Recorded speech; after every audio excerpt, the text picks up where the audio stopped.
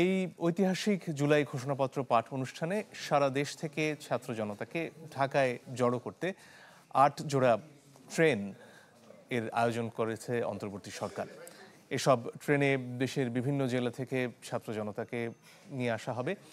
তারা ঢাকার উদ্দেশ্যে রওনা দিয়েছেন। অনেকে এরই মধ্যে পৌঁছেও গেছেন। কর্মসূচি শেষ করে এসব ট্রেনে করে তাদের আবারও গন্তব্যে পৌঁছে দেওয়া হবে। ৮ জোড়া ট্রেনের জন্য প্রায় ৩০,৩৬,০০০ টাকা ভাড়া নির্ধারণ করা হয়েছে। জুলাই ঘোষণাপত্র পাঠ অনুষ্ঠানে অংশ নিতে আসা ছাত্র জনতার জন্য ট্রেনে ভাড়া করার বিষয়ে গেল রোববার জুলাই গণ অভ্যুত্থান অধিদপ্তর চিঠি দেয় মুক্তিযুদ্ধ বিষয়ক মন্ত্রণালয়কে। এর প্রেক্ষিতে মুক্তিযুদ্ধ বিষয়ক মন্ত্রণালয় প্রয়োজনীয় ব্যবস্থা নিতে রেলপথ মন্ত্রণালয়কে চিঠি দেয়। পরে রেলপথ মন্ত্রণালয় ৮টি বিশেষ ট্রেনের ব্যবস্থা করে। ট্রেনগুলোর ভাড়া মুক্তিযুদ্ধ বিষয়ক মন্ত্রণালয় থেকে পরিশোধ করা হবে।